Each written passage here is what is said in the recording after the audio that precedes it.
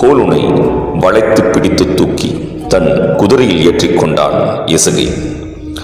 தான் கடத்தி கொண்டு வந்த ஹோலுனை தன் இரண்டாவது மனைவியாக்கிக் கொண்டான் எசகை. முதல் மனைவி மூலமாக அவருக்கு ஏற்கனவே ஒரு மகன் இருந்தான். மங்கோலியர்களின் கலாச்சாரத்தில் இது பெரிய தவறாக கருதப்படவில்லை. தன் தாயின் இரண்டாவது கணவரின் மகன் என்பது செங்கிஸ்கானுக்கு ஒரு மன வருத்தத்தை வாழ்நாள் முழுதும் கொடுத்து கொண்டே இருந்தது. மிகப்பெரிய அரசுகளான சீனாவையும் ரஷ்யாவையுமே அச்சுறுத்திய இந்த மங்கோலியர்கள் யார்? மங்கோலியர்களிலிருந்து தங்கள் நாட்டை பாதுகாப்பதற்காக சீனர்கள் கட்டிய மிகப்பெரிய சுவர்தான் உலக அதிசயங்களில் ஒன்றான சீன பெருஞ்சுவர் என்பது உங்களுக்கு தெரியுமா?